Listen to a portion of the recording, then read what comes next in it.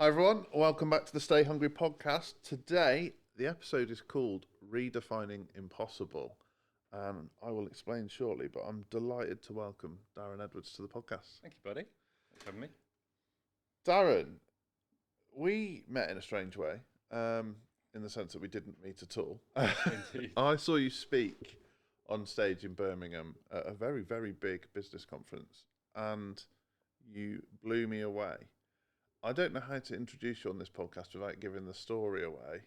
So I guess let's get into it. Who is Darren Edwards? Good question. Darren Edwards is, on the day that we met / didn't really meet, but we were in the same room. I was coming out on stage to, what was it, like 1,400 people or something like that? Yeah. Completely overwhelmed. Probably the biggest business conference there is in this country. Yeah. It was sort of emerged through like some fireworks and a smoke machine, thinking, how on earth do I start this talk and live up to the entrance that had just been put on for me?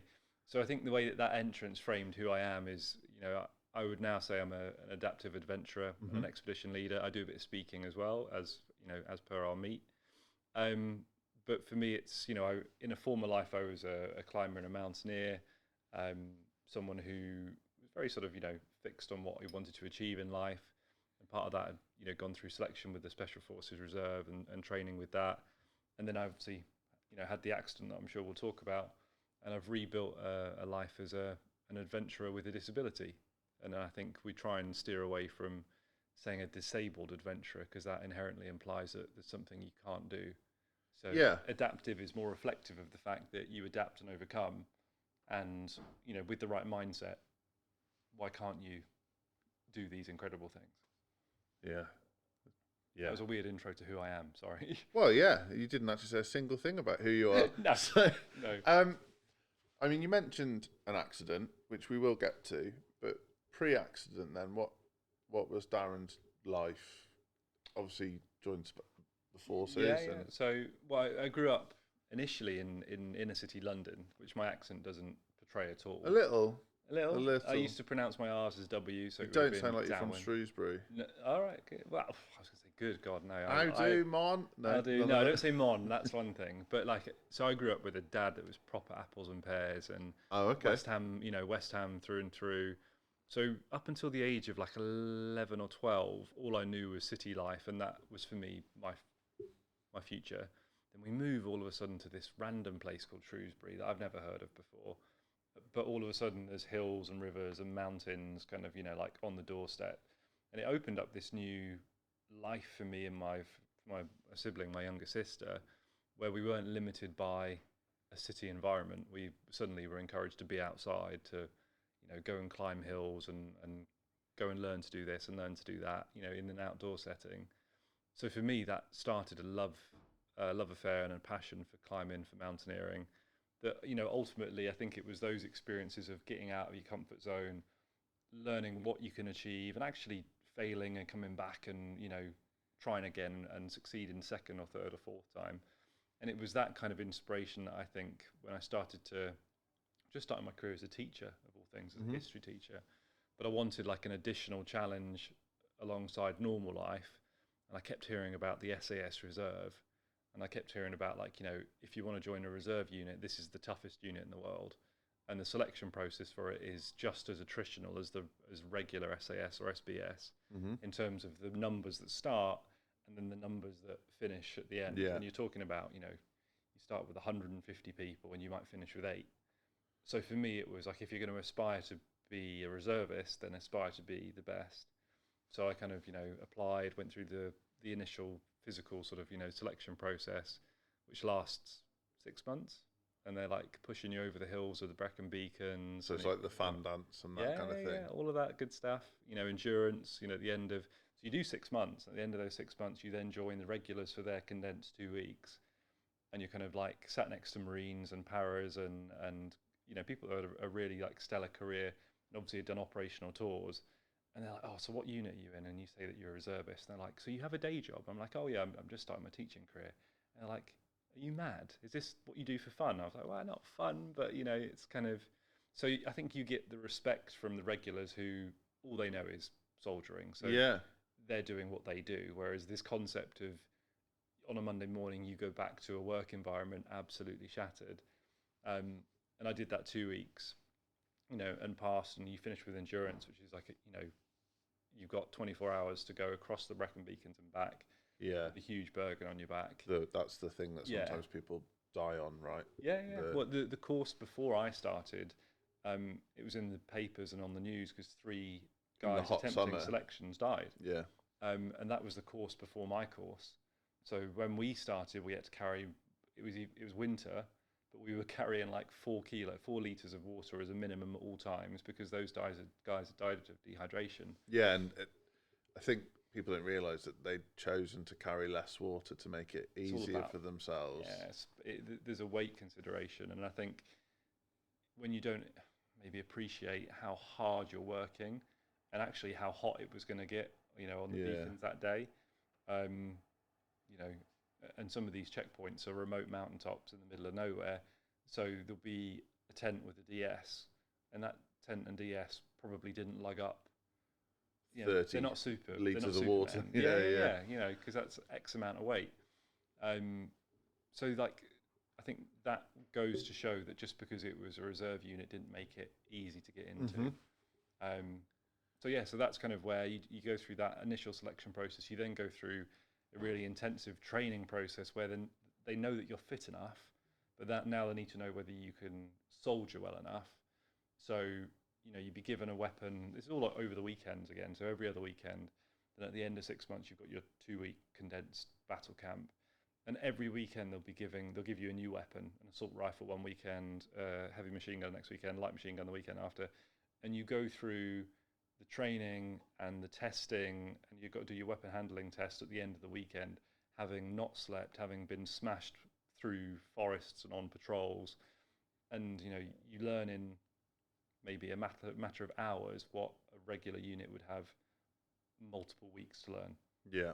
For each weapon, and every weekend you get thrown. So it's all about, can you learn quickly? Can you adapt? Can you think on your feet? Can you work in a small team? Can you assimilate lots of information really quickly? So for me, like when we talk about my life before my accident was actually a really good grounding for what was about to happen. Because it was all about, can you adapt? Can you be resilient? Can you look at a goal and the future and be ambitious, but also really hold yourself to account to get in there? So I'm kind of planting the seed of a question I'll ask later. But what the hell makes someone want to do that? Because that's such an unusual thing to be like, I don't just want to be a reserve, which I've got friends who were raised in military families but didn't want to go military full time, want to be a reserve, still want to have like their toe in. To want to be a special forces reserve is odd. It's cool, but it's odd. Yeah, it's not easy. It's not like the easiest thing to pick. Why? I think for me it was to be surrounded by the best, and I think there was an attraction to that. I think growing up, I read a lot of stories of like SAS heroes and books like that, and it was always that, like, one of the ethos is the unrelenting pursuit of excellence. Yeah. And I think for me that isn't about being perfect or saying that you are excellent. It's this unrelenting pursuit of. Yeah, there's no ceiling to what's and possible. You're constantly striving to prove what you can do. And I think for me, climbing and mountaineering is a very visceral representation of that, because as you get more confident and your skills increase, you get higher or you climb harder. So for me, I think that was a very natural lead on to like SAS Reserve, which is like you could join the reserves, but then you could also go for this. So it kind of, the mindset was there. And I think come success or come failure, I wanted to give it a shot to prove that I could do it. You must have learned a lot about yourself going through that. Definitely. I think when the chips are down and when you're battered, bruised, exhausted, can you keep pushing? And I think for me that really helped in my rehab, because that was all about being battered, bruised and exhausted and being asked to do one more repetition to get off the floor again, back into your wheelchair. Yeah. So for me, that was like being back at some, windswept mountain top in Elan or Brecon, and then giving your name and number to the DS in the tent, and all he does is give you 6 figures, which is your next grid reference. You figure out on your map where that is, and it's the mountaintop you just came from.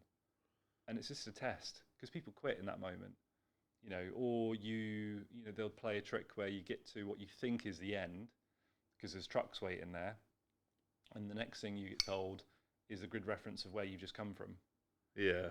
And you turn around and it's like shit, but you go back. And sometimes they'll call you when you're 100 meters away from the truck, and it was just a test.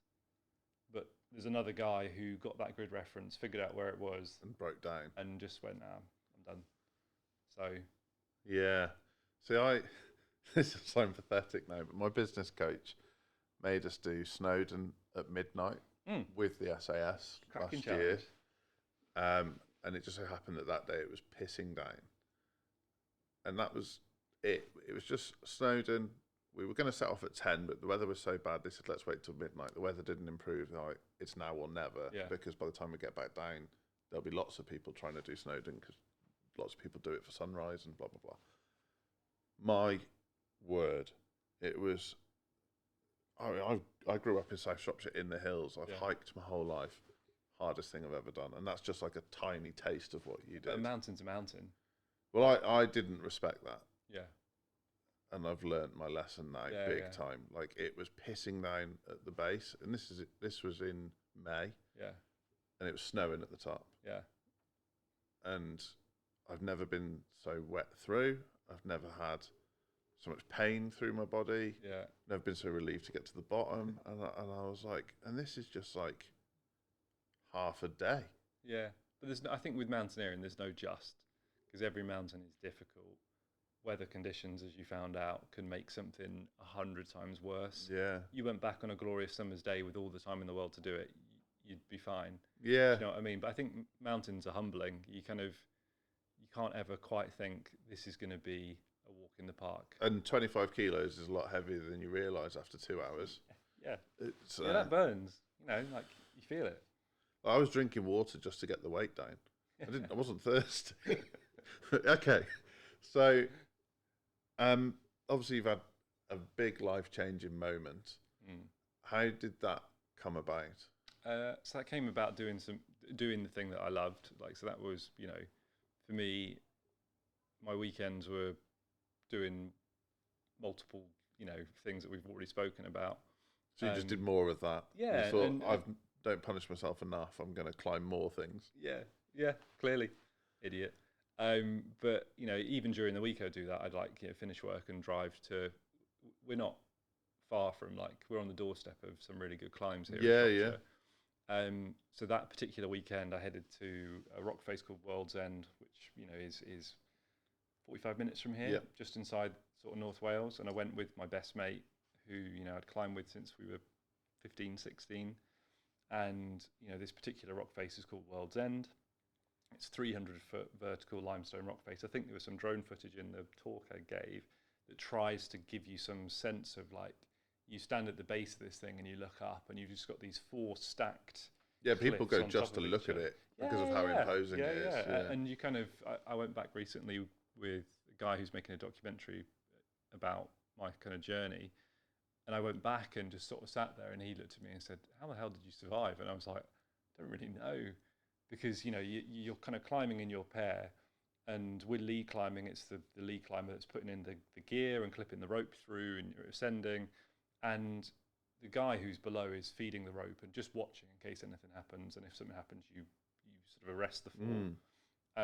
But we've spent a really beautiful summer's day climbing, and then we're stood on a 6-foot wide ledge that's the final sort of pitch or section of rock to the top.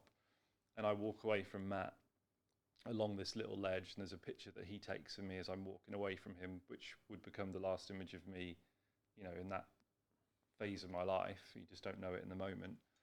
And I start to climb, and it's at the limit of my technical ability, and I'll be very humble and say that I'm not like a Alex Honnold who climbs blooming El Capitan with no ropes.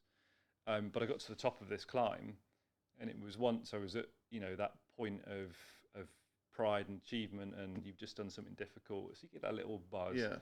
And it's as I kind of, peer down over my shoulder to Matt, who's on that ledge below me looking up at me. And then as I turn, so my back is now against the drop because I'm about to walk away to set up a point from which I can protect him as he climbs up to me. Yeah. I've replayed this scenario in my head thousands of times. I never come to the definitive answer as to what happened. But as I shift and my weight moves beneath my feet, it causes what must have been a crack in that rock, or a weakness in that rock that's probably been there for hundreds of years, to collapse beneath my feet. And I'm just stood on the center of this mass. So there's no way I can get forward or sideways off it. And before I really appreciate what's happening, that's collapsed beneath my feet and has broken off from the top of World's End, is now falling into the void below, and the only real thing between me and the very bottom was this one ledge. And if I hit it, I had to stay on it to survive. But as I'm falling, I think I've done the mental calculation of what my chances here, because time seemed to elongate. It wasn't 1, 2, 3. It was like 1, 2. So I had a lot of time to think about that whole your whole life flashes before your eyes. Yeah. And it wasn't in the sense of your childhood to your teen years to your kind of first love and all of that Hollywood shit. It was kind of more the things in life that you were going to miss. And for me, the order that went in, and I'll never forget, was my mum. I never thought I was a mummy's boy until that moment, and that's the first person that came into my head. Then my dad, then my sister, then my girlfriend, then a list of a few friends. And then I hit the deck, and I hit this ledge, but I hit it with so much force that I wasn't going to land and stop. I landed and was almost projected towards the edge of the ledge in the next drop. And Matt somehow, I don't know how, reacts in time and reaches my body, and then has this split-second decision to make as to what he does next. And the only thing he feels like he could do to save me was to throw himself on me.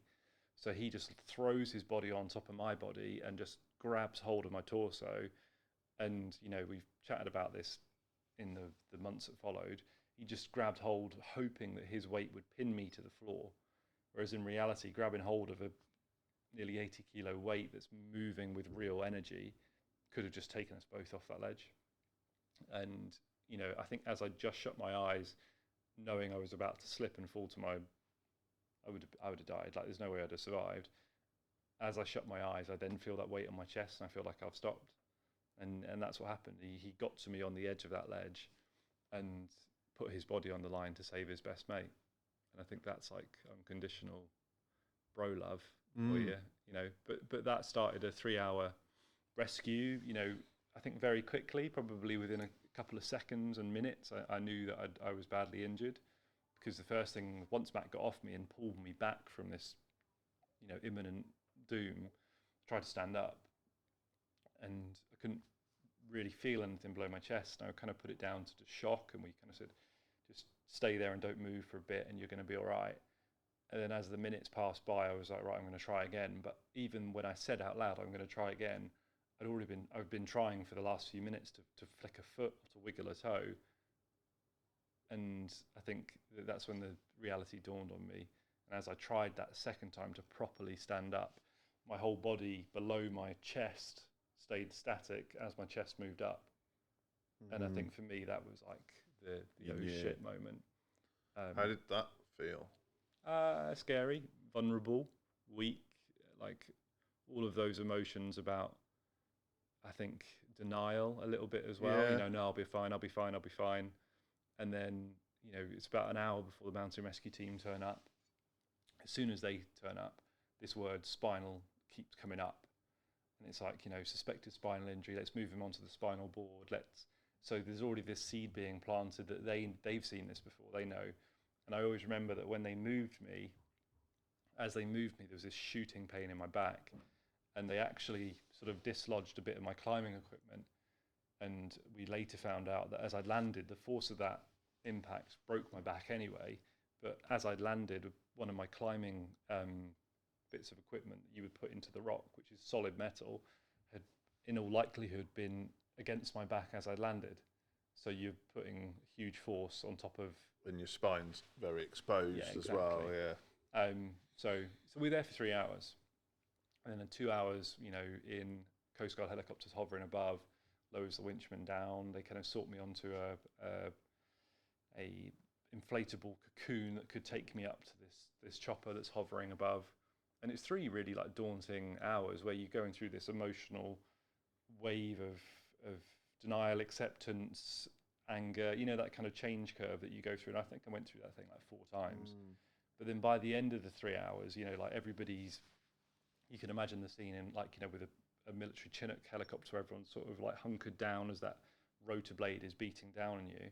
It's as everybody's doing that and covering my body as I'm just about to be winched up, that I kind of say to myself internally, and then say to Matt, whatever happens next, just don't let it beat you. And that was like the internal phrasing. I remember grabbing Matt and said, whatever happens, just don't let me give up. So I think that was me holding myself to account, and then getting my best mate to hold me to account. And where's that come from, to understand about accountability? I think that's probably the experiences of mountaineering and reserve stuff before. That kind of that respect and acknowledgement that ultimately, if you want to work towards something and see something change, you're the instigator on it. Yeah, it's your prerogative. It's no one else's. And I think for me, there was something about making that little commitment that for the first time in 3 hours turned the tide back towards me. Yeah, there's not... I don't know many people that have been through something like that, but very few people are self-accountable, even in moments of panic, let alone... Yeah, but maybe that's because, you've got that... Had I been airlifted out after an hour, I wouldn't have got to that point. But actually, when you're left in that scenario for long enough... You're only left with 2 choices, give up or self-accountable. And it was like, does the 6th of August define you for the rest of your life? That was the day of my accident. Or is the 6th of August part of context, and you're defined by what you do next? So I think the 3 hours was just long enough for me to come to that conclusion of, no, I'm not going to be defined by that rock. Yeah. I'll be defined by what I do with the hand that's dealt. So. And what hand was dealt? What did the next 6 to 12 months look like? Yeah, tough. So like I woke up the next morning in Stoke Major Trauma Unit, so in an intensive care unit.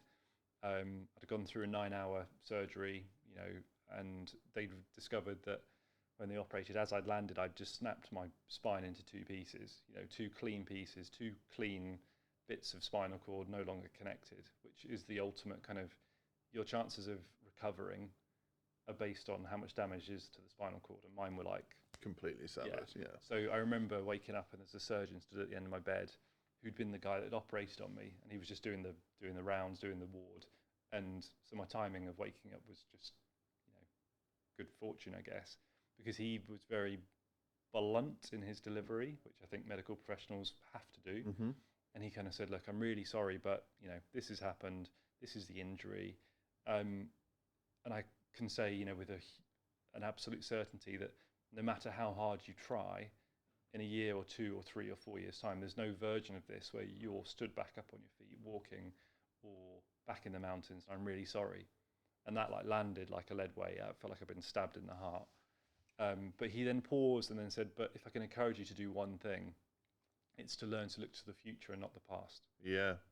And in that moment, part of me just felt compelled to punch this guy, because I'd been told the opposite of what I wanted to hear, which was no matter, if you give it everything, Darren, I believe that you can do this. You'll be the one person. Yeah. Whereas he was like, forget that. This is the reality.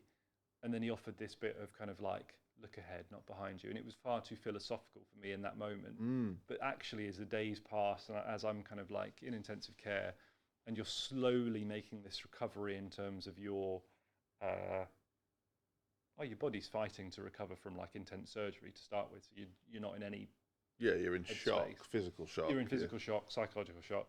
But as I started to recover and I started to be a bit more compass mentis, I kept coming back to this, look to the future, not the past. And I think I then started to appreciate that what he was saying is that, look, things change, and no one on this planet can go back to yesterday and change the events of yesterday like we're in some sort of Marvel universe, you know, with the time stone. Ultimately, it's your ability to look to the future and ahead of you and not waste time peering this way to events that can no longer be changed. You know, because doors shut. The day of my accident, doors shut behind me, but doors were still ahead of me to be found, to be opened. But you're never going to find them if for the next year, 2 years, 3 years, I'm looking the wrong way and always trying to chase the greatest hits of the past kind of thing. So you start, you know, in intensive care, and then essentially 5 months of intense rehab. You move from intensive care, you then start what they call 6 weeks of bed rest, which is quite literally being immobilized in a bed for 6 weeks, lying flat on your back. You can't do anything for yourself. You can just about feed yourself. The rest, bladder, bowels, all of the intimate stuff is being done for you because you're not allowed to sit up. Yeah. So you're literally just being sort of moved from slightly on one side of this bed with pillows to the other side every 4 hours. To stop you getting blisters and boils. Yeah, pressure sores and all of that. And then you've got like this little hospital TV that's above your head. And you really those 6 weeks last a long time. And it's your friends and family that rally around you in those moments that keep you upbeat and keep you entertained and supported. Because 6 weeks when you don't leave a bed lasts a long time. Yeah. A lot of time to think, a lot of time to come to terms with things as well. And for me, I was very lucky the Paralympics were on TV during that 6 week period.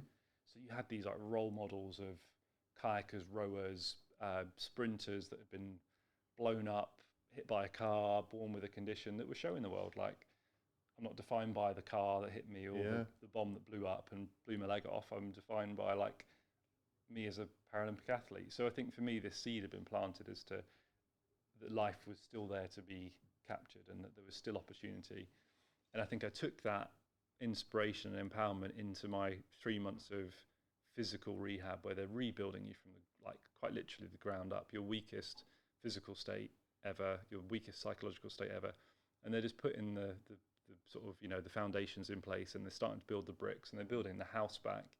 That means that one day you can leave this and go back to some normality, and to leave and to find new dreams and passions and things you want to, define you.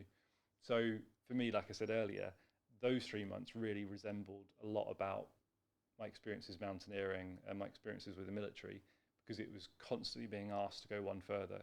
It was constantly being told, you're going to have to adapt because this no longer works like this. So, find the solution, don't find the problem. So I loved it. In a weird way, I loved those 3 months. As hard as they were psychologically, and as much as you're still coming to terms with the frustrations of why can't I do this, and how am I going to deal with never being able to run up a mountain or a hill again, you've got this task ahead of you, something's being asked of you. So it's that unrelenting pursuit of excellence thing again for me. Wow. And you've probably just painted the most positive picture of one of the most horrific things I've ever heard. If you don't mind me digging a little bit, obviously things went on around that. You said you had a girlfriend. What happened there? So that was the hardest. Yeah, that was the hardest bit, because for me, people assume that rock bottom was quite literally world's end for me. The definition of rock meets bottom.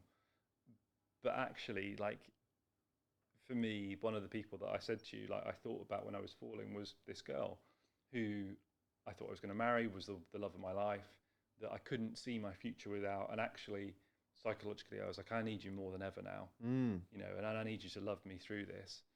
And then it's funny that you look back with the benefit of hindsight, but over the course of those 5 months in hospital, I didn't see, but I see now looking back, that person become, her presence not so frequent, her emotional availability not so obvious, but in that moment I didn't see it because I was so desperate for this person to love me and to never ever leave me.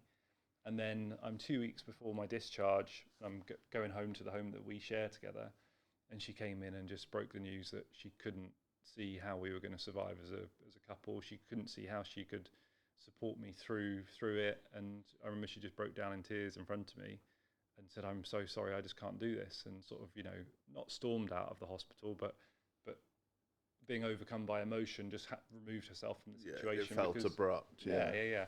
and I never saw her again. Never saw her again? No. And how does that, logistically, how does that unravel? Yeah, I don't know. But she left, never answered a call again. Yeah, no matter how hard I tried, I think that was her way of cutting a painful cord. And I get it from her perspective now. At the time I didn't. Of course. But, you know, I can't imagine how hard it must have been for her to have done that. But that took me 3 years, 3 years to start thinking like that. Before that, up until that point, I was quite bitter and how could you leave me?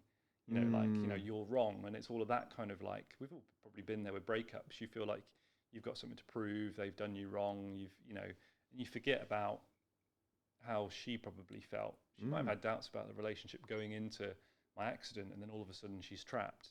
And she's like, I can't. And the societal pressure. Exactly. So, but this is the benefit of hindsight. This is the benefit of healing and me talking about it from a very healthy place now. But I mean, I was raised in a house where my dad had severe mental health issues. Yeah. And my mum's family pressured her to stay with him. Yeah. So I get it. Yeah. Like, there's two sides to it. Yeah. Like, the outside world is going, well, he's unwell. Yeah, you can't. You've got to support him. But she did, you know, in the long run, she did the right thing, you know. For you, for me and for her. But, you know, when that actually happened, that killed me. And that is, if I'm being completely like honest, you know, I think I might have said it during the talk, that is the first time 4.5 months after my accident, I gave up. And I no longer held myself to account to that promise of whatever happens. Because part of whatever happens was this relationship ending, but I never thought it was a adversity I'd have to face. So that was the darkest moment. The darkest moment. And that was the moment that for the first time in my life and the only time in my life, I didn't want to be here. Read him, you know, you can read in between the lines of that. I just didn't see the point. I just didn't. If the person that I thought loved me unconditionally doesn't love me enough to get through this with me, then maybe my life isn't worth living. You know, and that was the kind of psychological conclusion I came to. And in that darkness, you know, everybody says the classic kind of, you know, get easier day by day, and there'll be someone out there that will love you regardless. There's plenty more fish in the sea. Yeah. And you know that they're trying to come to you from a supportive place. But positivity isn't this switch that we can just flick on and off at will. Yeah, like the old adage of when people say pull yourself together. Like, well, fuck off. Yeah. That's what you want to say. Oh, can I swear? I've said shit a few times, but you said F, so I can say fuck now.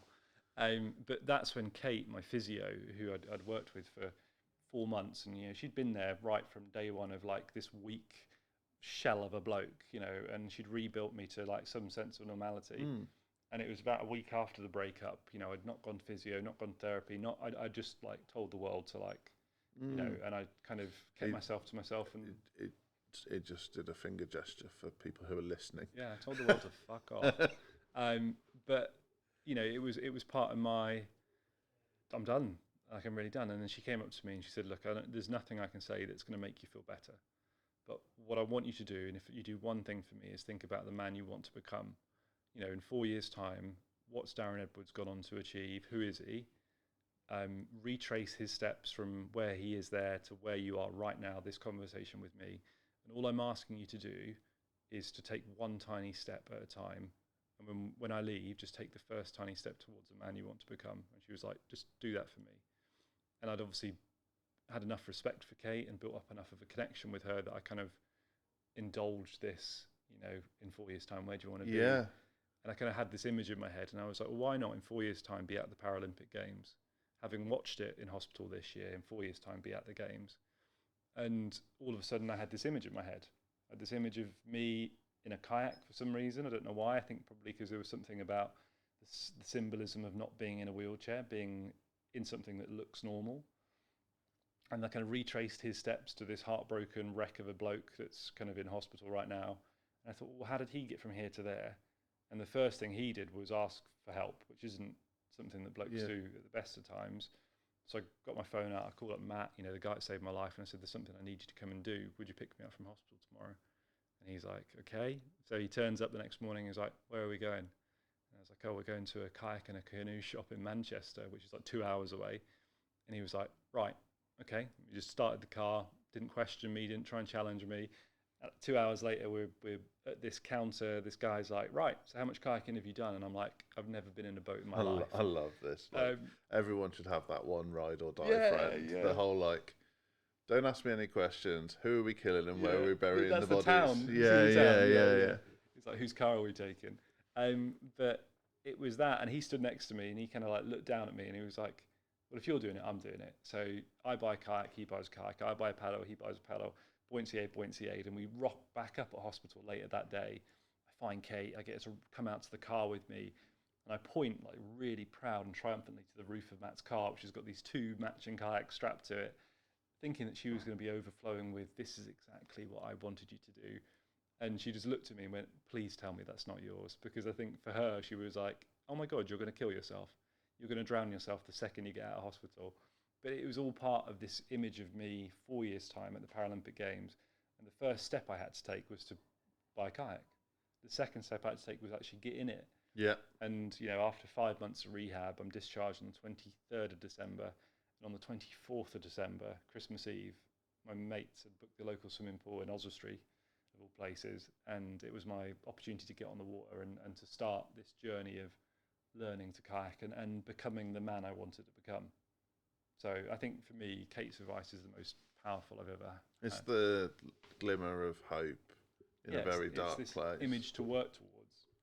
Yeah, and it's strange how that happens. People that listen to the podcast will have heard me talk about severe struggles with depression, anxiety, and the little glimmers of hope that people give you that they don't realise. That, and anything profound, a bit like the surgeon, what he said to you, it sometimes takes years to unpack how profound that was. You don't realise in the moment. And I think anyone that's like business owners listening to this, anyone that's been to a dark place will be able to point to those little profound things that give you a sense of purpose. And I think for a man in particular, lacking purpose is really dangerous. It's a really difficult place to be when you're just slogging for no reason. It's tied into your sort of like self-worth and the way that you consider your own value. Yeah. You know, having a, why am I getting... And I think for me, like when I left hospital, it was that purpose that helped me to like put everything into perspective. So when I woke up and, you know, it takes longer to get dressed and all of the stuff that was frustrating and like you're falling out of your chair, you're making a tit out of yourself, still heartbroken. You know, it was this kind of like, but I'm in pursuit of something. And it was this purpose, which was the reason that I knew I had to get up, get out of bed, go back to the world and re-engage and build myself back up. But if I'd left hospital without Kate's advice and without this image of who I wanted to become, I think I would have floundered. I think I'd have left hospital not knowing why. Yeah, you needed that little bit of guidance. Yeah. I needed this, like, you know, this mountaintop, this summit, this Everest kind of, you know, thing to aspire to, because that's who I'd been before. You know, it was like aspire to one day. Yeah, I guess your temperature for that is extreme. In the sense, occasions. If you've done Special Forces reserves, then when it comes to like, right, I need a goal, your temperature was, well, Paralympics, obviously. Yeah, it should have just been learn to kayak. Well, some people, it can be as simple as like, I'd love to be able to comfortably make myself breakfast again. Yeah. But that matches your personality. Yeah, it's for sure. like, you know, oh, are you going to go in the reserves? No, I'm going to go in the SAS reserves. Yeah. Are you going to go rock climbing? No, I'm going to climb one of the most difficult faces in the UK. Yeah. Are you going to learn to kayak? No, I'm going to compete in the Olympics. Yeah, it's like... True to form. Yeah. True to form. Yeah. It's like, if I'm going to do this, I'm going all in. I think that one of the first things I was told was that you've got to categorically change your self-identity. And I got told that, and I like reeled against it inside. I was like, no. I was like, you know, like, that's a red line.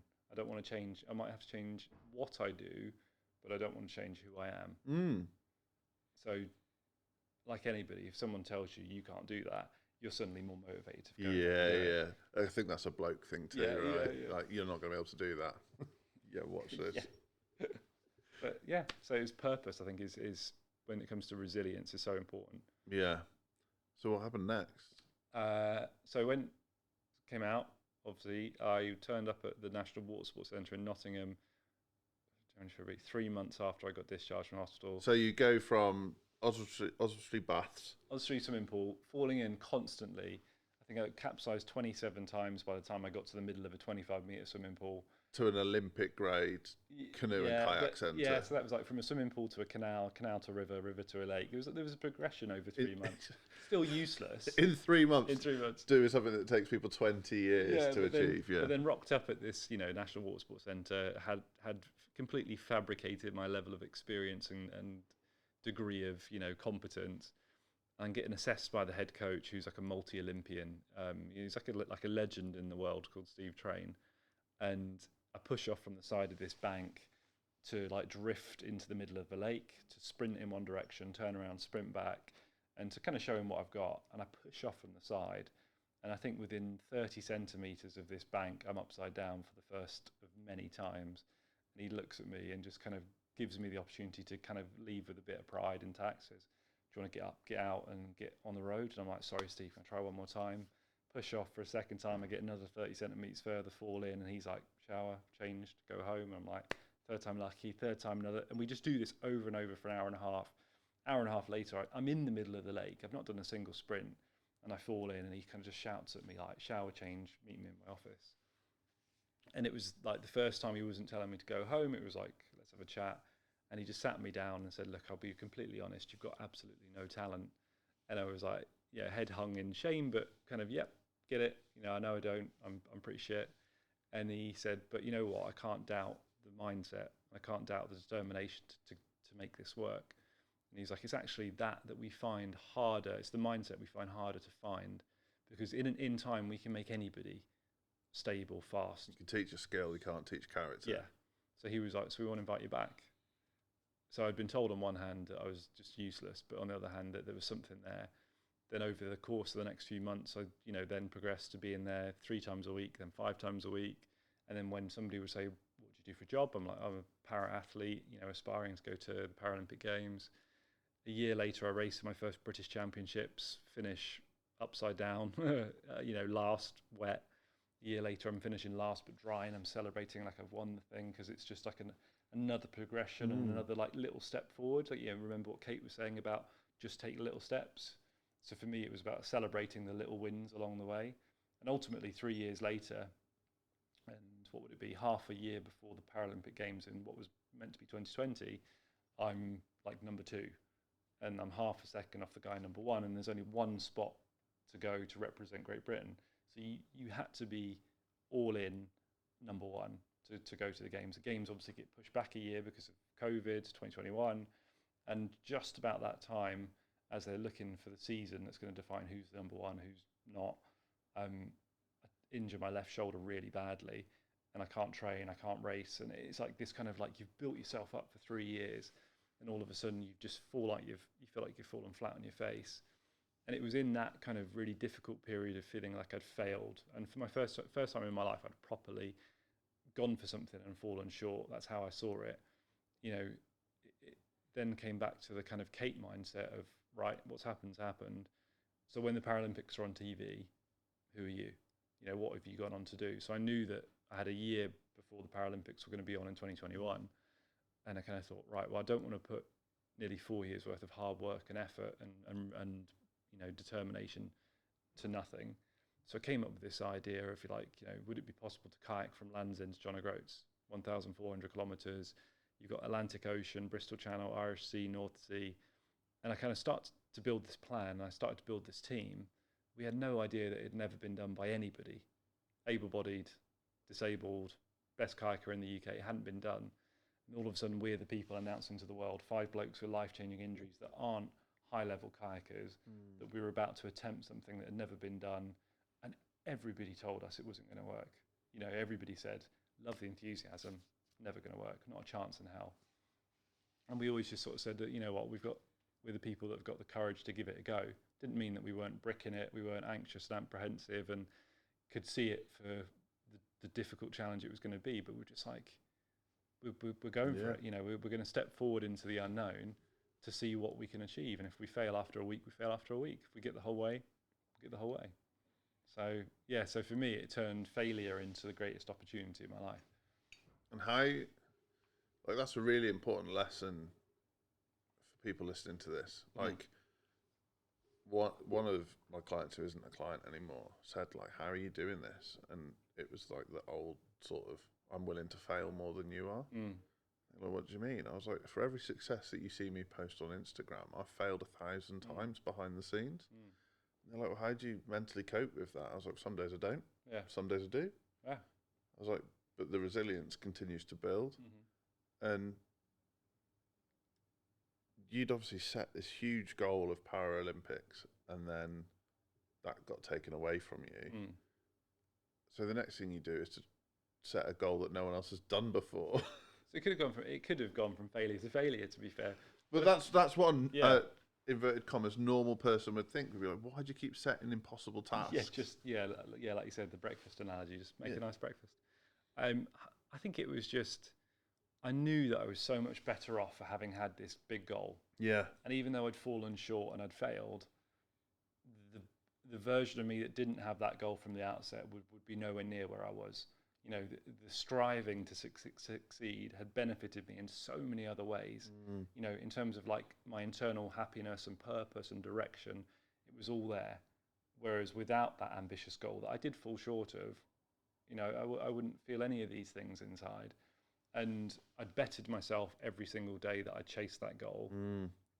But when it didn't work out in my favor, it didn't mean that it wasn't hard to deal with. It was incredibly like those feelings of, like, I'd let myself down, I'd let people down, that I told, you know, believe me, I'm going to do it. There was a real like self-belief there. So it was quite a difficult pill to swallow when it didn't. Like sobering. Yeah, it was sobering. It was humbling as well. But then at the same time, you know, over the course of a few weeks, I'd liberated myself from the fear of failure, because I'd realised what's the worst that happens. You know, you it's the start of and actually for me, it was like, you know, that mountaintop that climb that I once had looked up at and fallen off halfway up it and thought, there's no way I could do that. And then a few weeks later or a month later, you come back and you start up that same face and you get to the top.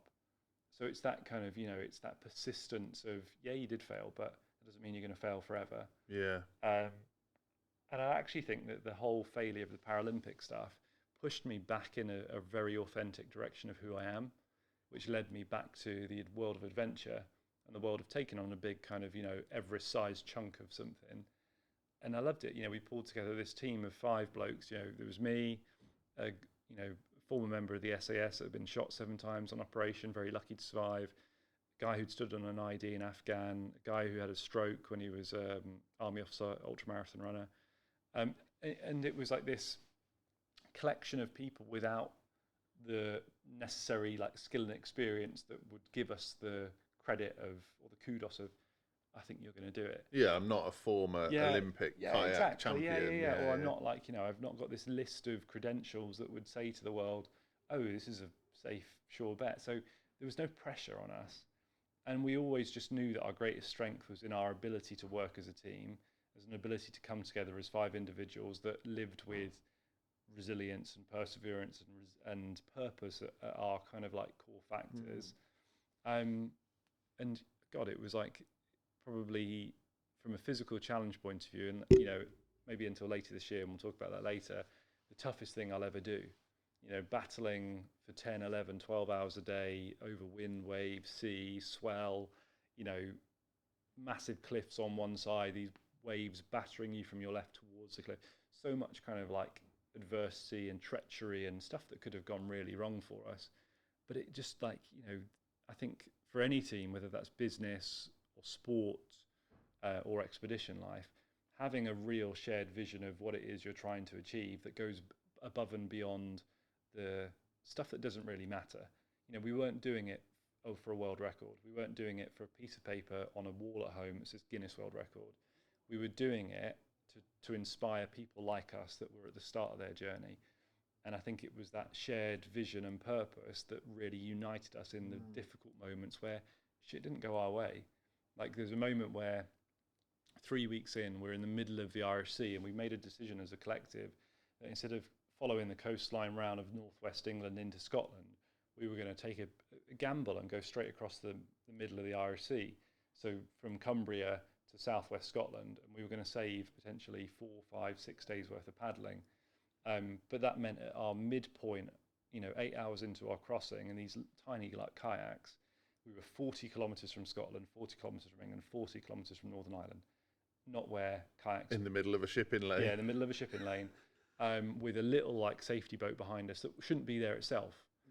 And, we're 6 hours in and this visibility is dropping on the horizon. You're like, right, I can probably see about a kilometre in front.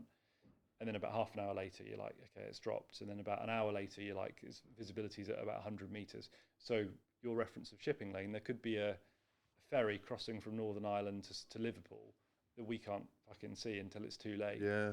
And then the visibility drops to such an extent that the safety boat loses one of the kayaks. So who's it? It was Carl and Luke. Carl and Luke are in this double kayak, 40 kilometres from anything in any direction, lost contact with the support boat. The support boat's trying to radio the kayak, can't get through, all it's getting is static back. There's no visibility, there's no physical sign. And for an hour, that support boat loses contact with that kayak. And it's like, in my head, it's the newspapers and BBC and ITV the next morning saying that 2 kayakers have been lost in the middle of the Irish Sea and that this gamble has completely fucked up. And then just as we start to really think the worst, there's like a glimmer of orange that the boat driver sees on the horizon, and he bombs towards it, and it is their kayak. And they'd only found each other because Luke and Carla got so disoriented that, like we've all got one dominant leg, we walk in circles. We saw their Strava the next day. They'd literally done a massive circle in the middle of the Irish Sea, and that come back to meet you. So that's like fate, I guess. But the next morning when, at 4 a.m. we're waking up and we've got to put bums back on seats and push back out into the Irish Sea to finish what we started, there was a real test of like, how much does this mean? Yeah. And a real test of what is the driving factor here. And what was the driving factor? I think it was to inspire others like us. If we were doing it just for the kudos of a world record. Too selfish. Yeah, none of us would have got back in the boat the next day because we'd seen the magnitude of what it was we were taking on. But there was this real genuine drive to better other people through our journey. And what does it feel like when you get there? To John O'Groats? What was the main emotion? Relief, I think. So we took 26 days, 1,400 kilometres, probably lots more of zigzagging added to that total distance. But then, you round the final bit of headland in Scotland, and you've got John O'Groats that's 2k ahead of you on the horizon, and you just sprint those final couple of kilometres. And you stand at a signpost, which is very undramatic, and it's not, the summit of any beautiful Himalayan mountain. It's a signpost in a car park. But that signpost in a car park had this huge emotional attachment to it. And just to sit, and stand as a 5 below that signpost was the proudest moment of my life, because for me there was this real connection to the promise I'd made myself 4 years earlier of whatever happens, don't give up. And whilst I was very honest with the whole relationship ending and giving up, I think in the grand scheme of things, that was your comeback story. Yeah, it was a comeback story. And it was the first moment I realised that my life with a disability could out-achieve and outperform my old life. Yeah. And that the horizon was still very bright and there was still opportunity on the horizon to be found. Yeah, it's infinite. Yeah. Like there are no restrictions. Yeah, and when you learn to, embrace those around you and work as a team, you can overcome the odds. When you learn to, to live with that kind of resilience and perseverance, anything is possible.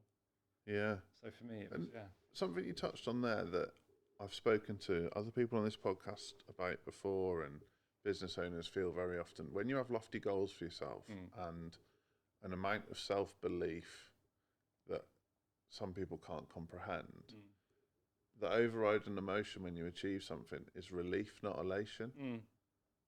How do you put that together? I don't know. I think it was relief. I think because for me, I'd proved something to myself.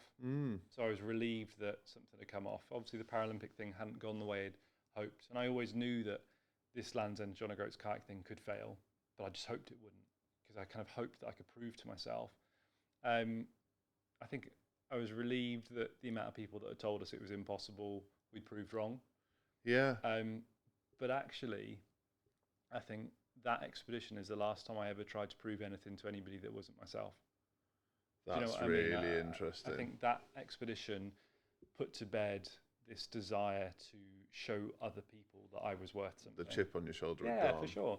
Because that chip had been there from mountaineering days, from military days, from everything before that. Yeah, people like me don't do things like this type. Yeah. Or trying to show someone that you're worth taking seriously because they've achieved a certain thing. And then you reach a point where you're like, actually, I don't care what they think anymore. Yeah, exactly. Yeah. So that's amazing. Yeah. So I think relief, and probably for the first time in my life, a little bit of pride that, like you say, the comeback story of World's End to John O'Groats. Yeah. Had it was a full circle moment, I think. So I'm uncomfortable asking you about the next part of your story because it's something that has happened in my life too. And I don't think the listeners will believe what you're about to say, but what came next in your journey? This is why it's important we speak about it, isn't it? I think you'll be the same, and I'm sort of going to pre-frame what we're about to talk about. This story is being told in the hope that if it helps one person, it's a story worth telling. You're not asking for sympathy, I think. No. I think it. So for me, like I got home from John O'Groats on top of the world, and then I got home to like a family environment that had changed a lot over the last few years. My mum and dad separated. My accident put pressure on those family relationships more than normal, I think. And my dad had struggled with his mental health for 2-3 years. He'd sort of had a couple of cries for help, you might call it. Sort of attempted, suicide on a couple of occasions. But we always thought it was more of a cry for help than a serious kind of, attempt at taking his own life. And then 3 months after I got back from John O'Groats, I got the call from my sister, and she just started the phone call with saying, "Darren, it's Dad." And I think there was something in me that filled in the blank before she said anything else, just based on her tone and the way she was saying it. And it wasn't a cry for help. It was a serious, and he did, he had taken his own life. And for me, it was, I don't know. For me, it was like the hardest thing I've ever faced, even with my accident being one of those things. Because what's more frustrating than dealing with something yourself is trying to help someone else to deal with something and not being able to get through to them. Yeah. And I felt like I could say all the things in the world to my dad that I learned through my experience, but I just felt like I couldn't get his mindset to change. So like completely unexpectedly, he'd done what he did because he couldn't see the hope. That word that you used earlier, he couldn't find the hope in his future. All he saw was the change and the negative change, that it was in his perspective.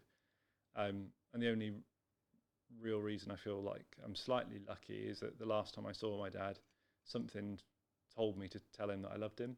And like we were very old school in this kind of like father-son relationship where it wasn't like, love you, it was like, right, see you later. And it would be like, a slap on the shoulder or something. And that was like our way of saying I love you.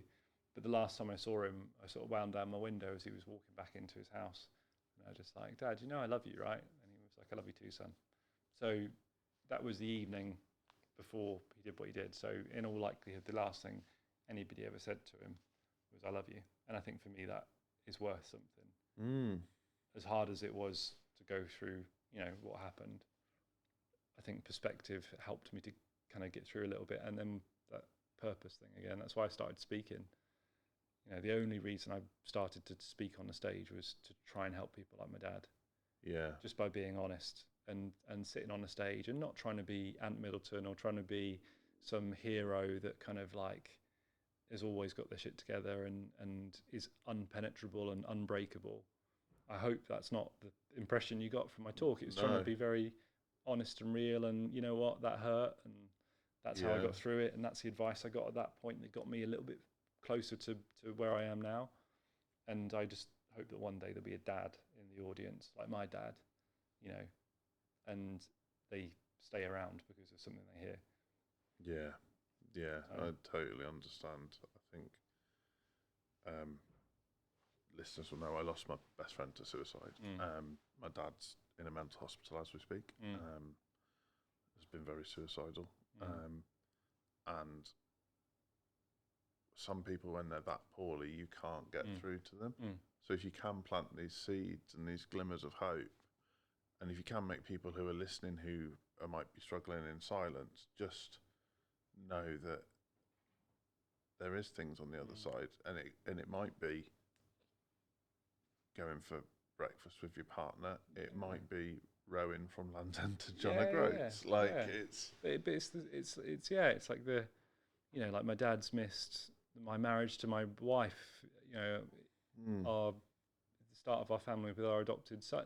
Like, you know, there's so many things that the hope was always there, and it's just getting through. But you know, like with your friend, with your dad, with my dad, it's only when we start to talk about men's mental health, and it's actually only when my dad happened that I then became almost inundated with connections that had gone through something similar, like you.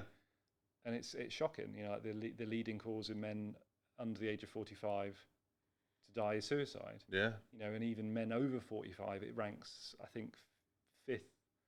You know, over 45 it's includes literally like cancer, a pandemic. Yeah. So, you know, it's all right not to have your shit together all the time. Like that's life. But I think that there's real value in, you know, blokes being very genuine and sincere in sharing their stories and not trying to like alpha male.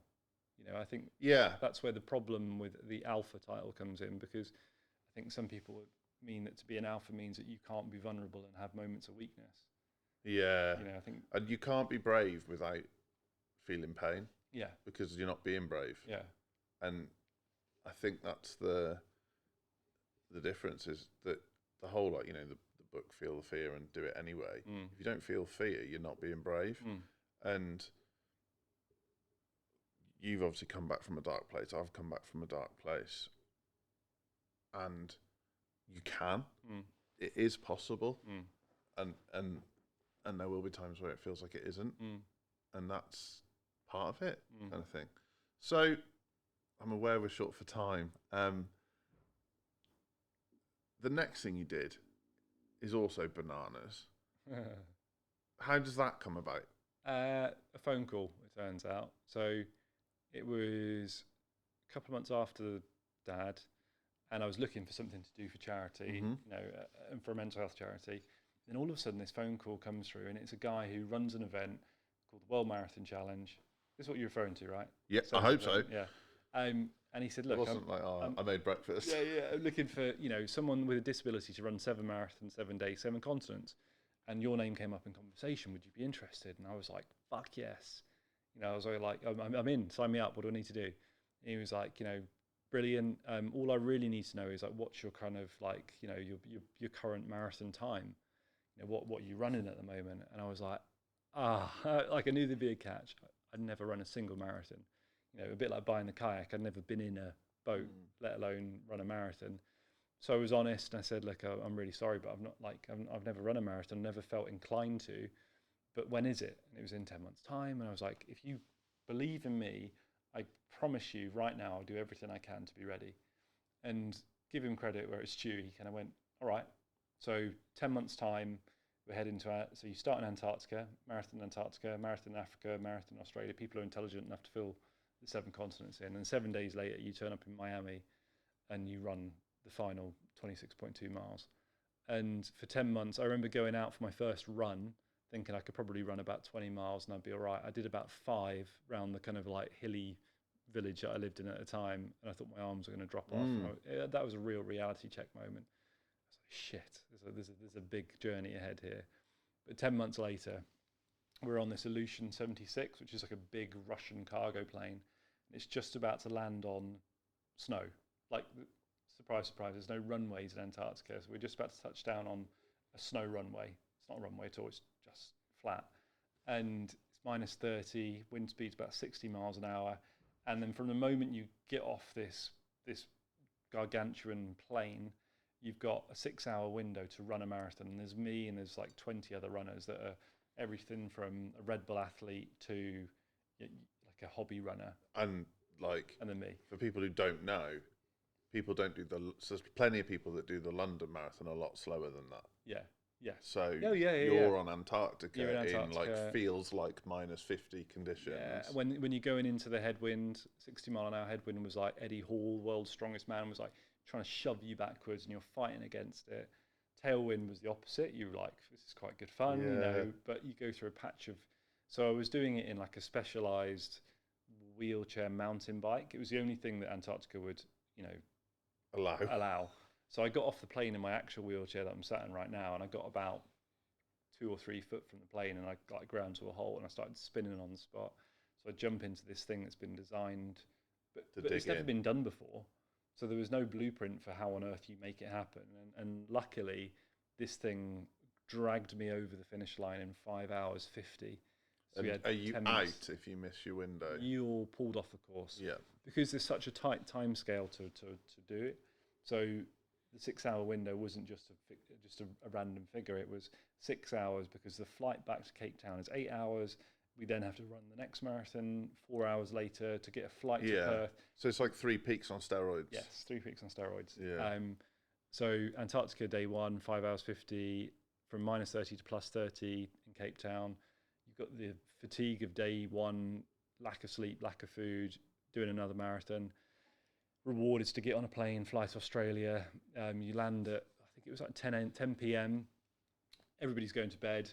Someone's handing you your kit and saying, right, get off, go, here's your marathon course. And you finish that one, fly to Dubai to Madrid to...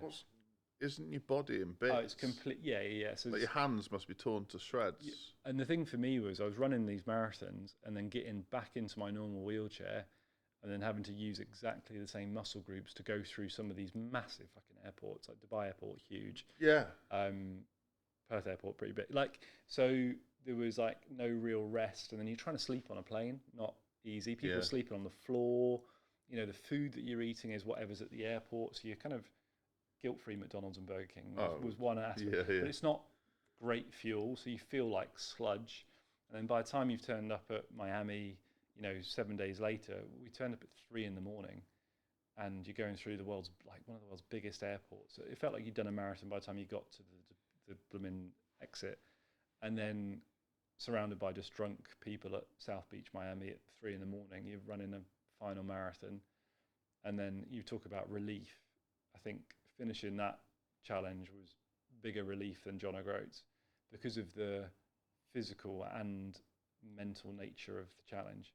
You know, lack of sleep, lack of this, lack of everything, and this constant drive to like not even celebrate a single marathon. It was like, right, well done, get on the plane. Yeah. You know, and then 777, 186 miles in 168 hours, something like that. And no one had ever done it before. Yeah. So, but because I'm aware of time, I'm not being rude. No. We're definitely have to do another episode. Yeah, we should do it. But speaking of things that people have never done before, what's next? Mm-hmm. Which is where you come in, isn't it? A little bit. A tiny bit of a very big thing. A big bit. So, you know, impossible is a word that I've heard too many times to count. And particularly in those first 5 months, I was told impossible about all sorts of things. And I always wanted to rebel against being told anything was impossible. Yeah. And I think over the last 3-4 years of doing Land's End to John O'Groats, 777, skiing across ice caps and rowing across the channel, it's been a constant pushback on don't tell me what's impossible. And actually you're laying down the kind of groundwork for the people that follow you to never have to battle with the term impossible, because they're seeing that someone's done it. Yeah, there's a bloke ahead that's done that. So don't you tell me I can't play a guitar. You know, like I was told I couldn't play a guitar when I was in hospital because they were like, you won't have the balance to do it. And I was like, no, fuck off. So we've captured that word, and we've, you know, built this brand with you, with Code Break, you know, and a beautiful website. Redefining impossible. It's a strong plug. It's a strong plug. Yeah, Thank you. But you know, we've called it Redefining Impossible. The logo is brilliant, by the way. Also, your creation. There's me back on the tools. I'm a graphic designer by trade. It's good. No, people love it. People love it. And it was like, I'm very passionate about graphic design, but I don't get to do much of it because I'm running a marketing agency. And I saw you speak, and I'm not going to lie, I was crying my eyes out. And then when you said, "Oh, actually, I could do with a favour," it gave me some purpose. Yeah. And you won't know, but it was at a time when I needed it. Oh, great. And I was like, fuck, I'm going to get to design something that really matters. Yeah. You're going to see your logo at the South Pole. Oh, that's a giveaway for what we're doing. But so we've called it Redefining Impossible because I think for me, this is a real barrier push further, you know. So currently in history, only 2 people have sit skied to the South Pole. So for listeners, if you can imagine a wheelchair without the wheels with 2 skis strapped beneath it, 2 ski poles, and you just dig those ski poles into the snow and you use your triceps and your shoulders and you slide across the snow. Drag yourself. It's hard work. Yeah. And those 2 people had sit skied the last degree, which is 111 kilometers. So the last, geographic degree. So every degree is 111k. And we're flying down to Antarctica in December. Myself, a team of 4, me and one of my closest friends called Matthew, the chief scout for the UK called Dwayne Fields, and a female adventurer called Lucy Shepherd. Dwayne's getting announced today, I believe. Getting announced today, yeah, at 7:30. I nearly forgot that I was the one doing it as well. I was like, what am I doing tonight? I took up an offer for dinner, and my wife was like, aren't you doing the reveal at 7:30? I was like, oh, bollocks. So yes, I am. Dinner to 8. Yeah, moved dinner to 8. So we are going to be attempting to do the last 3 degrees. So 333 kilometers. This is a significant. We've had to almost argue the case that we should be allowed to do it because the company that kind of regulates it. It's a significant. That means 3 times further. Yeah, and we're going to be out. In Antarctica for 25 days. You're only covering maybe 20 kilometers a day because the terrain, the environment, the temperature. You're carrying everything that you need. You're unsupported, unassisted. There's no rescue. There's lots of jeopardy there, and for me it will be putting a sit ski in a place it very much doesn't belong, but push by push, drag by drag, proving that like I said to you before, when you embrace the team, when you embrace those around you, when you have the humility to accept that you need a bit of help, but when you have this goal in mind and you break it down to one tiny step at a time, or in my case one tiny push at a time, and always remembering why you're doing it. And for me, once again, it's not about a Guinness World Record. It's about, proving what's possible, inspiring that next person that comes along, and inspiring your average person as well.